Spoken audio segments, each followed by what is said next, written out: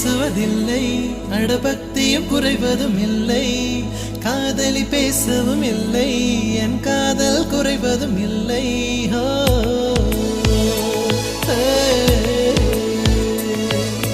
மெல்லினமே மெல்லினமே நெஞ்சில் மெல்லிய காதல் பூக்கும்.